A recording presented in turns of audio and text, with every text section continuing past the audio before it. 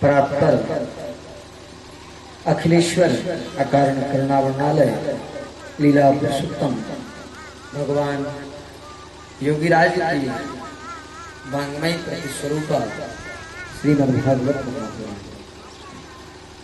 श्रवण करने का बड़ा ही सुंदर सुयोग समुपस्थित हुआ है। आज षष्ठम दिवस का सुयोग है। तो निरंतर 1 2 3 4 5 6 दिन हो गए और पता ही नहीं चलता कि समय कैसे जाता है। ऐसा लग रहा है कि अभी 2-4 ही दिन हुए, 1-2 दिन हुआ सूरज में। और यही तो भागवत मैया की परम कृपा है कि जब हम ठाकुर जी के समक्ष बैठ जाते हैं, कथा सुनने के लिए बैठ जाते हैं, तो हमें समय का आभास ही नहीं होता है। रात्रिकालीन वेला में बड़ी सुंदर कथा चल रही थी, श्रवण किया हमने आपने कि भगवान ने सभी ग्वाल वालों के साथ में गिरिराज जी महाराज का पूजन किया। और गिरिराज जी महाराज का पूजन बड़े धूमधाम से। अब पूजन करने के बाद क्या हुआ कि उधर देवराज इंद्र उसी तिथि को, द्वितीय तिथि को, एकम को, जो दिवाली का दूसरे दिन वाला दिन, जिस दिन गिरिराज जी पूजन करते हैं अपन, उसी दिन महाराज सुबह से नमक में पानी घोल के बैठे, पी के बैठे। आज तो जठराग्नि प्रबल करना पड़ेगा। बोले क्यों? जो ब्रजवासी बहुत 56 भोग लगाते हैं, इस बार 56 भोग लगेगा तो सही समय पे बचना चाहिए। तो अपना स्वागत सत्कार होगा, इसलिए इंद्र वहां इंद्रासन में बैठे बैठे इंतजार कर रहा था कि इधर से जैसे गिरिराज जी महाराज की पूजन हुआ, उसी समय इंद्र ने जाकर, भगवान देवर्षि नारद ने जाकर बताया। क्या बताया? बोले महाराज हो गया आपका। बोले क्या हुआ? बोले ब्रज में तो और किसी की पूजा हो रही है। उसी समय अपने दूतों को भेजा, जाओ देख क्या हो रहा। दूत गए, जाकर देखा तो महाराज वहां तो गिरिराज जी की पूजा हो चुकी है। ग्वाल वाल बढ़िया झूम उठ रहे हैं। अब जैसे ही गिरिराज जी की पूजन हुआ, उसके बाद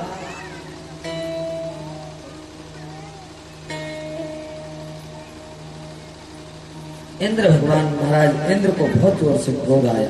उसी समय गणम साम्वर्तकम नाम बड़े बड़े मेघों को आदेश दिया कि जाओ उस ब्रजमंडल को बहा दो, जिसने मेरी पूजा को छोड़ा है, जाओ उसको इसकी सजा अवश्य देना।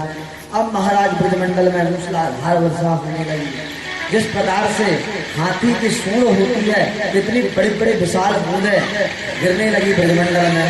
अब तो महाराज बहुत से लोग होते हैं, जब जैसा समय आ वैसा बदल जाता है।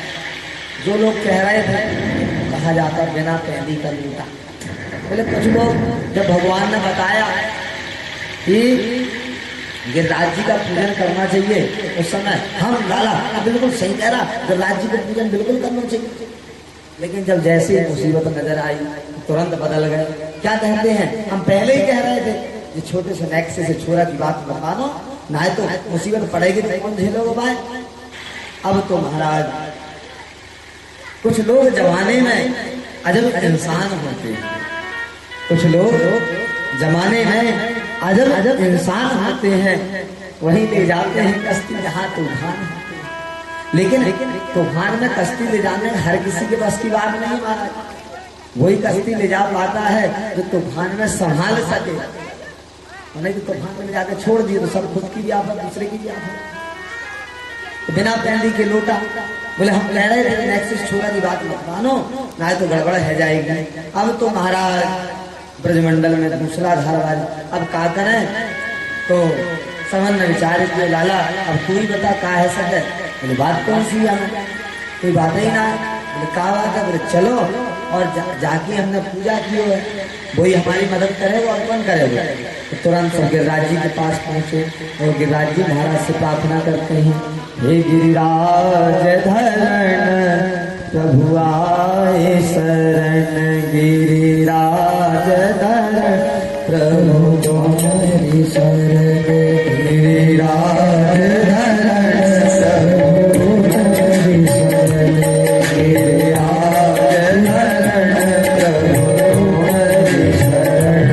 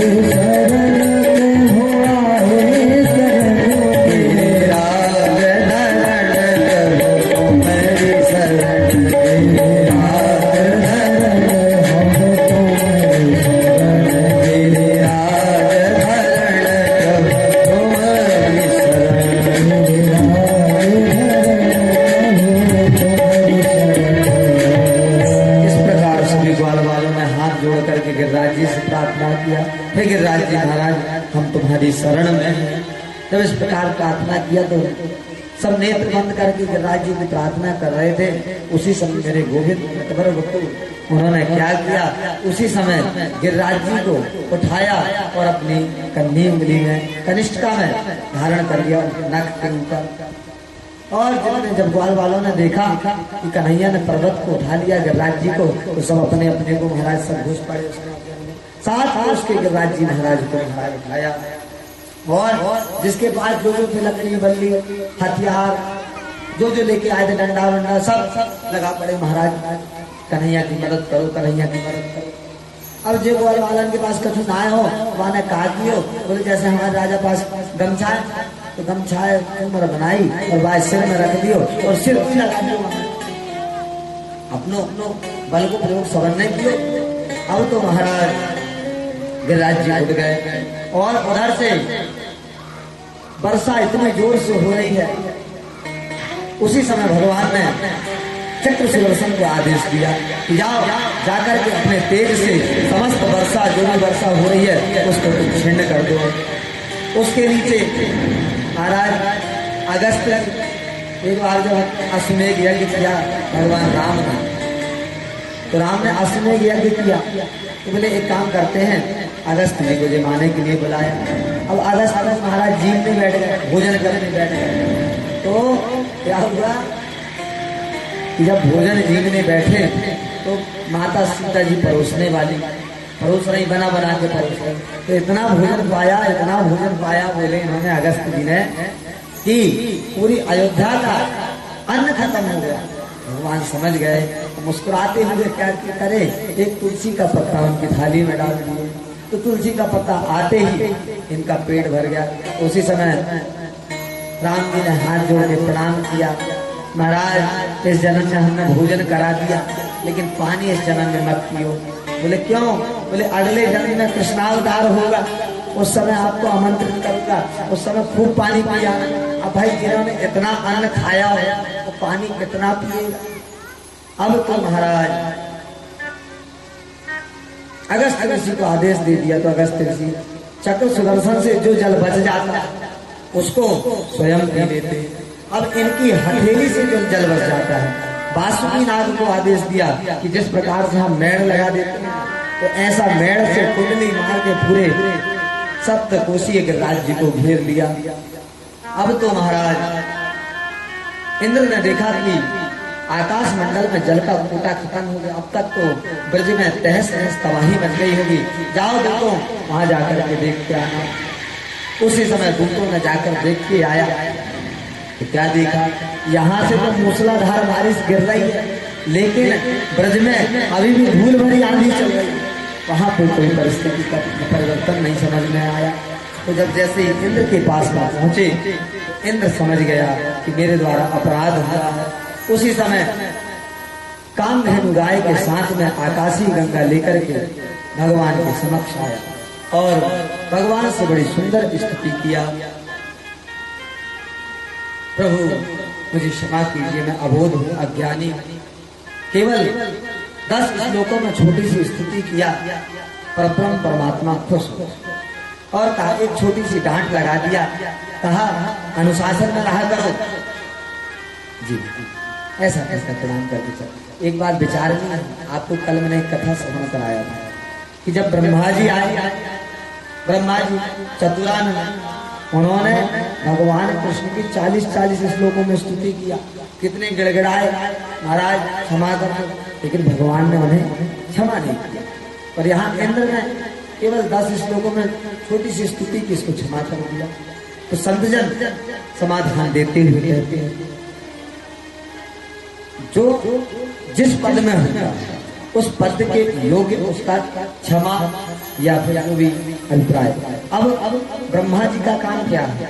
ब्रह्मा जी का काम सृष्टि निर्माण करना है, और सृष्टि निर्माण करता ही बड़ी बड़ी गलती करे तो उसे थोड़ी सी बात में कैसे क्षमा कर दिया करे। और इंद्र एक छोटे से पद में बैठा, इंद्रासन में बैठा, इसलिए क्षमा कर।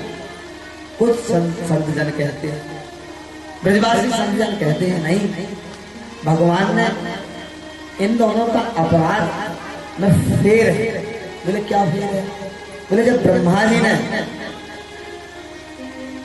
समस्त गोप वालों को एवं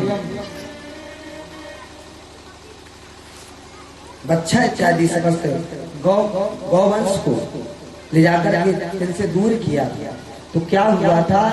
उतनी क्योंकि ब्रह्मा जी का जो योग है वहां पर केवल कुछ क्षण के लिए हुआ था, इतने क्षण में 1 वर्ष व्यतीत हो गया था, 1 वर्ष का व्यतीत समय हो गया था। तो भगवान ने मानो इसलिए क्षमा नहीं किए कि जिन गोप ग्वालों को परब्रह्म परमात्मा अपने हृदय का टुकड़ा समझते हैं। ऐसा कहते हैं, ब्रजवासी वल्लभ सदा मेरे जीवन प्राण, इन्हीं कबहू न विसारी हो मोहिनंद बाबा किया। ऐसे ब्रजवासियों को मुझसे 1 वर्ष के लिए ब्रह्मा जी ने दूर किया, इसलिए ब्रह्मा जी को क्षमा नहीं किया। लेकिन इंद्र का अपराध, बोले भले ही इंद्र ने अपराध किया, 7 दिन तक के भगवान, जब 7 दिन तक के भगवान ने गिरिराज जी को धारण किया, तब तक के वहीं पर प्रिया जी थी, वहीं पर इनकी गैया थी, वहीं पर इनकी मैया थी, इन्हीं पर वहीं पर सब भाई बने थे। तो 7 दिन तक एक ही छत में रखा, इसलिए परब्रह्म परमात्मा बड़े प्रसन्न हो गए। कुछ संतजन कहते हैं, बड़ी भावपूर्ण कथा है, बोले जब गिरिराज जी उठा रहे थे भगवान, तो 3 दिन तक भगवान ने गिरिराज जी को धारण करके रखा।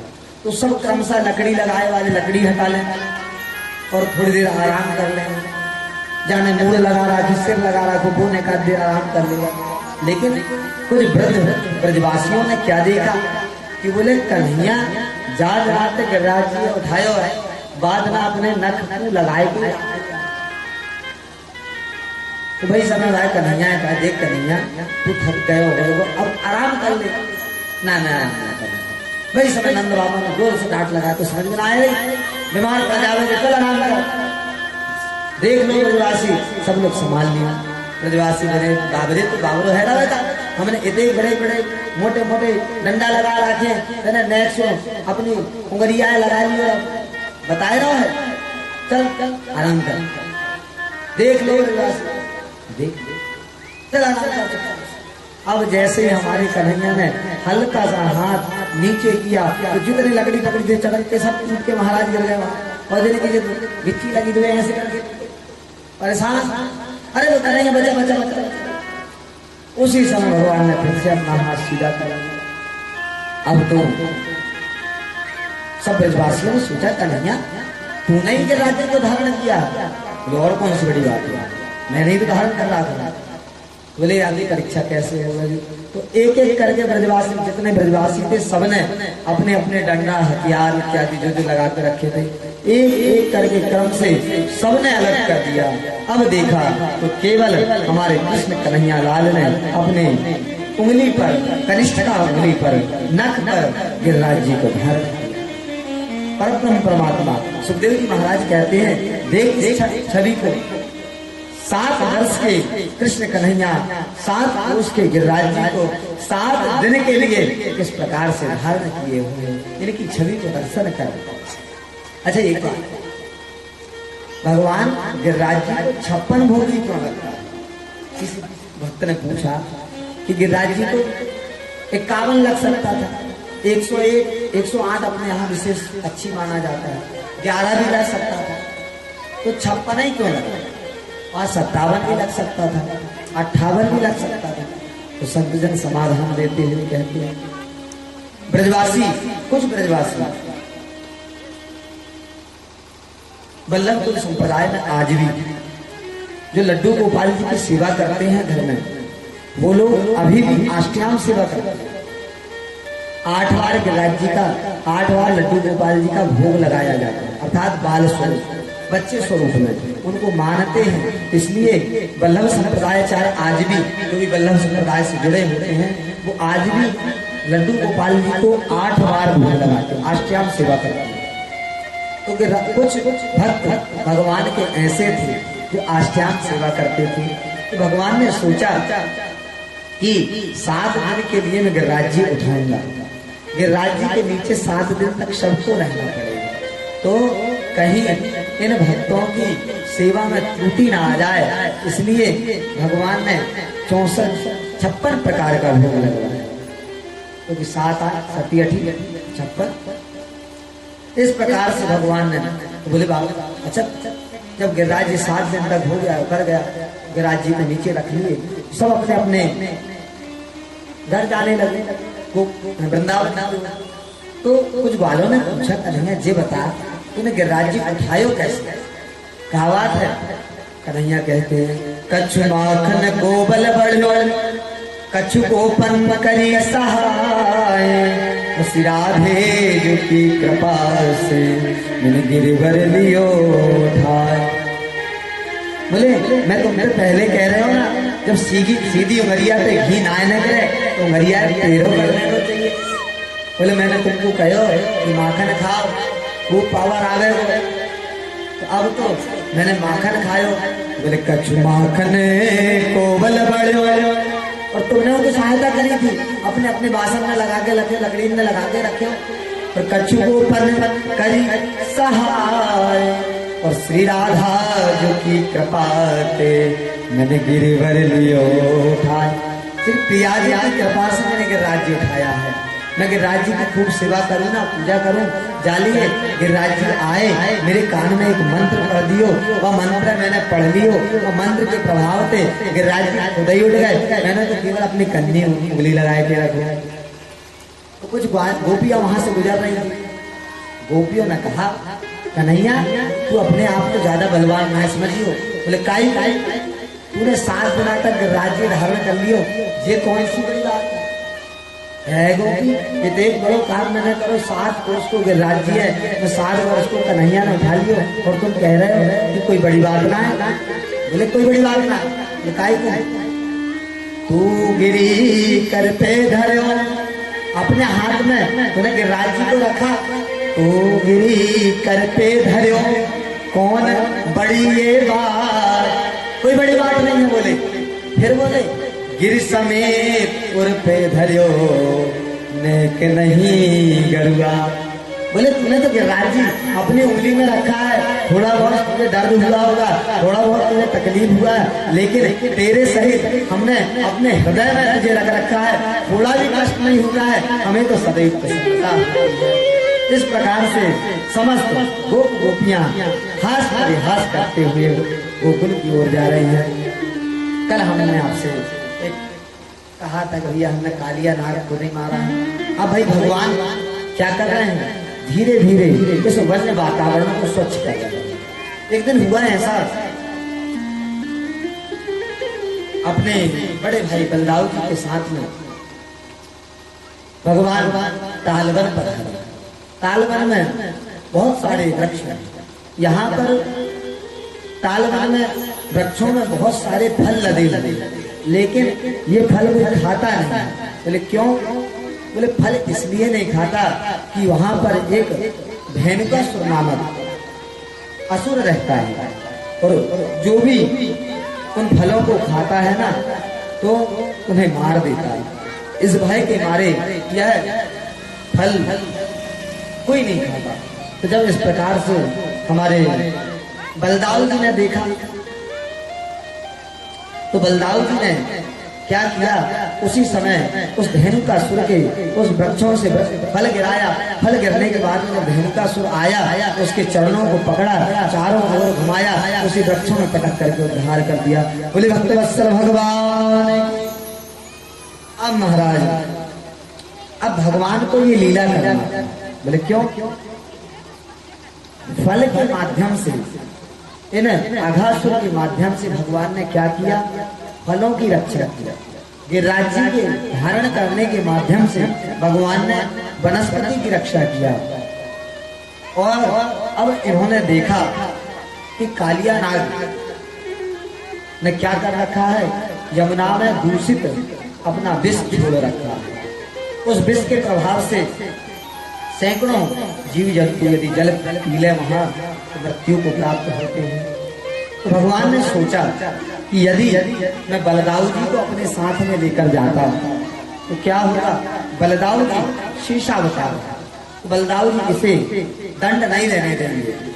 भाई अपने प्रजाति के हैं तो ऐसी कुछ लीला करना पड़ेगा कि बलदाऊ जी हमारे साथ में ना आवे। तो अब क्या किया, जैसे ही घर पहुंचे तो अब महाराज जैसे ही घर पहुंचे तो सब ग्वाल वाल चिल्लावे लगे भगवान की लीला से। बोले मैया मैया, आज बलदाऊ जी ने गधा मारो गधा मारो।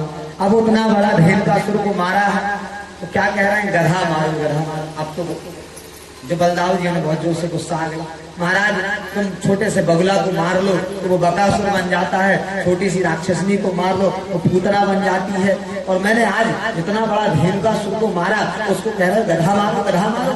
जाओ, मैं तुम्हारे साथ नहीं जाऊंगा, आज के बाद हम अपनी अपनी पार्टी बदल लेंगे महाराज। अब तो बड़े बड़े ग्वालों के साथ में बलदाऊ जी ने अपना पक्ष अलग बना लिया और कन्हैया ने अपना पक्ष अलग बना लिया। कन्हैया तो चाह ही रहा है कि बलदाऊ जी हमारे साथ में ना आवे। अब तो बढ़िया सुंदर सी बोले आज हम बड़े दूर कालिंदी के पास में गऊ चराने के लिए जाएंगे, वहीं पर खेल खेलेंगे। उसी समय जो मधुमंगल है उससे बोले कि अपने घर से गेंद लेके आना। अब मधुमंगल ने अपने घर से रेशम की गेंद बनाकर के ले आए। अब महाराज यहाँ पर कंदुक क्रीड़ा खेलने लगे भगवान गेंद के साथ। अब भगवान को तो करना था लीला, अब धीरे धीरे आपस में फेंक रहे थे, पीट रहे थे। अचानक भगवान ने बहुत तेज जोर से घुमाया और नदी में फेंक दिया, यमुना नदी। अब तो महाराज मधुमंगल अड़ गया, लाला वो गेंद चाहिए गेंद चाहिए। बोले कोई बात ना है लाला, मैं एक काम करूंगा, मेरी मैया को दूसरी गेंद बनवा दूंगा, बाप गेंद रख लियो। बोले ना ना चाहिए तुम्हें वही गेंद चाहिए। बोले 2 गेंद ले लियो, वो 10 ना चाहिए, 1 गेंद चाहिए। बोले वो ही गेंद चाहिए। अब तो बाल है, भगवान तो यही चाह रहे थे, अच्छा तो गेंद चाहिए। उसी समय भगवान ने क्या किया, अपने उसी कदम वृक्ष पर चढ़े यमुना के किनारे और खिलाने लगे। अब तो महाराज ग्वाल वाल घबरा गए, बोले हम तो मजाक कर रहे थे, अब तो यहाँ पर बड़ा भयानक कालिया नाग रहता है, यदि इसने देख लिया तो कन्हैया को तो आज कोई नहीं बचा सकता। अब तो महाराज घबराए और घबराकर इधर मैया के पास में आकर के बताया, और मैया के पास में आकर के जैसे ही बताया तो सभी निर्जगमुख गोकुलादीनः कृष्ण दर्शन लालसा।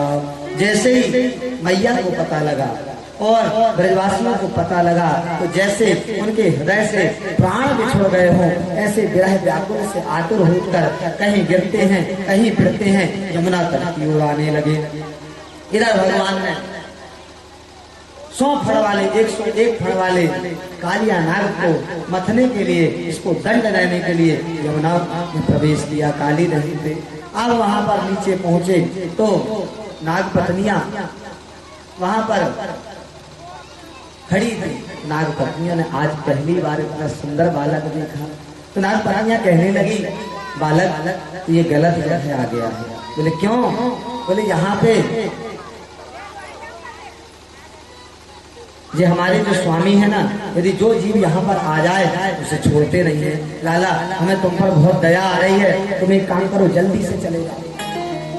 बोले हम जल्दी से जाने के लिए नहीं आए हैं, हम तुम्हारे स्वामी से युद्ध करने के लिए आए हैं। भगवान ने अच्छी जोर से बोले तो कालिया जाग गया।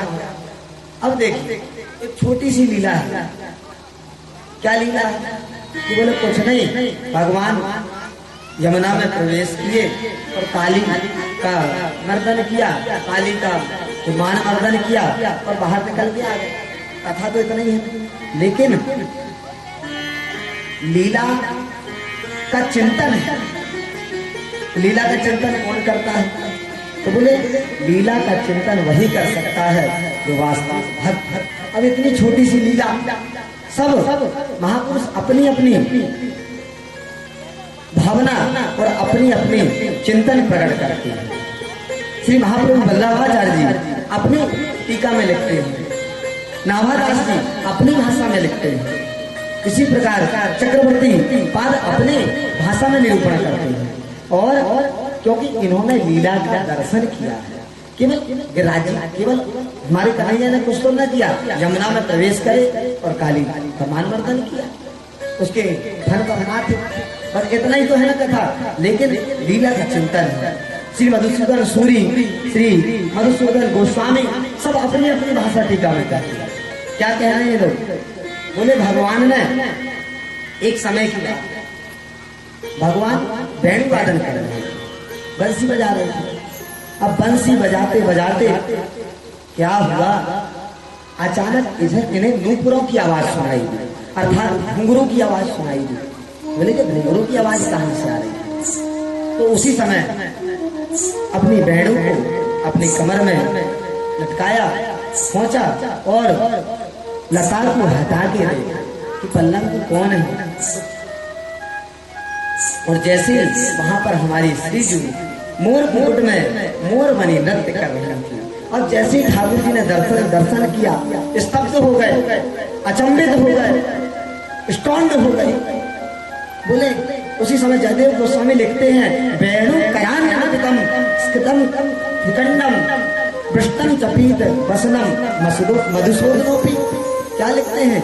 जब देखी वृषभानुजा हृदय में उठी हूँ और बंसी रह गई हाथ में फिर नाय लगी। अब महाराज जिस बंसी को लेकर खड़े थे, उस बंसी में फूंक लगने ही भूल गए, देखते रह गए। और महाराज देखते ही बेहोश होकर गिरने वाले थे, तो पत्तों की आवाज आई। तो त्रिजु ने देखा कि कौन बंदर आया है।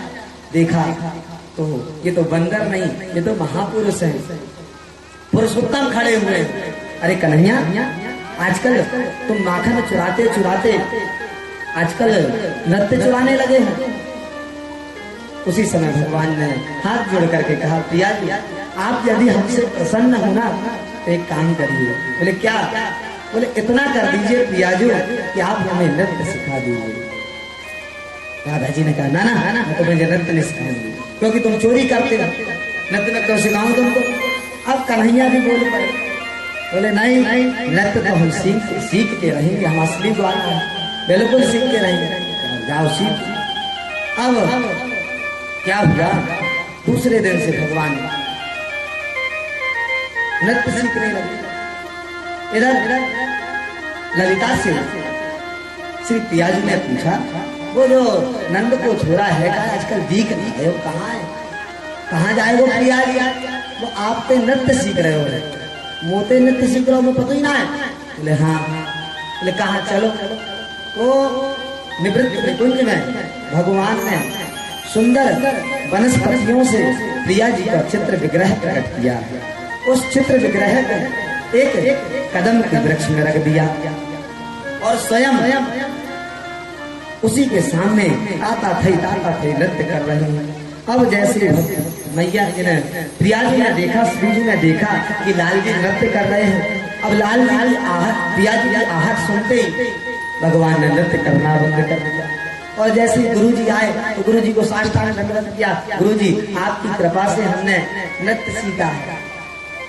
अच्छा, तो बोले नृत्य सीखने के बाद गुरु जी को कुछ दक्षिणा देना पड़ता है, गुरु दक्षिणा। अच्छा, तो बोले बताओ प्रिया जी, आपसे हमने नृत्य सीखा है, क्या दक्षिणा चाहती हो? तो प्रिया जी बोली, बोले हमें और कुछ नहीं चाहिए, तुम देना ही चाहते हो हमें कुछ, तो एक बार हमें नृत्य करके देखो। अच्छा प्रिया जी, नृत्य कर देखना चाहती हूँ, तो अभी नहीं दिखाऊंगा। बोले क्यों? उसके लिए भाई अब आपने, श्री जी ने, जगत जननी माता रानी प्रिया जी ने क्या मांगा है? बोले नृत्य की कामना किया है। साधारण व्यक्ति ने नहीं किया, अपने गुरु को नृत्य करके दिखाना है। तो बोले पूरा इवेंट ऑर्गेनाइज करना पड़ेगा, ऐसे ही तो नहीं हो जाएगा। उसके लिए तो विशेष समय, विशेष इवेंट ऑर्गेनाइज करना पड़ेगा। उसी समय कालिया नाग को आदेश कर दिया महाराज। कालिया नाग मंच बन जा।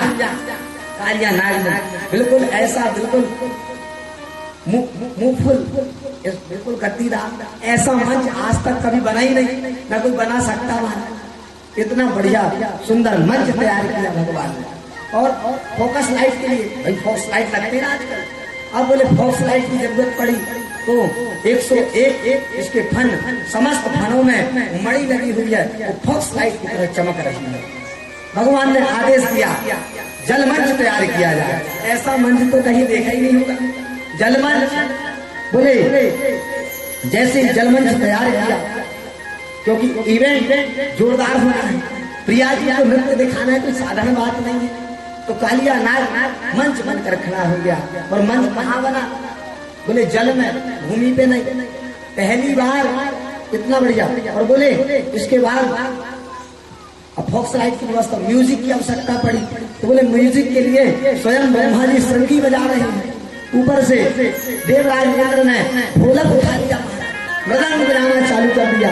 इधर भोलेनाथ ने जैसे ही सुना कि गोविंद नृत्य कर रहे हैं, उसी समय अपने डमरू की तान को छोड़ दिया महाराज। इधर महाराज ने यमुना के जल से निकले और इसका मान मनार किया। जैसे ही कालिया नाग ने देखा कि कन्हैया आया है, उसी समय जिस फण के ऊपर चढ़ते हैं, उसी फण से दूसरे फण से इनको काटना चाहता है।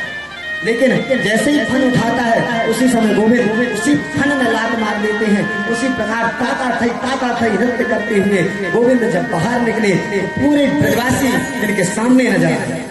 और जब जैसे ही प्रिया जी को देखा, गुरु को देखा अपने, उसी समय प्रणाम किया। अब गुरु जी ने आदेश दे दिया।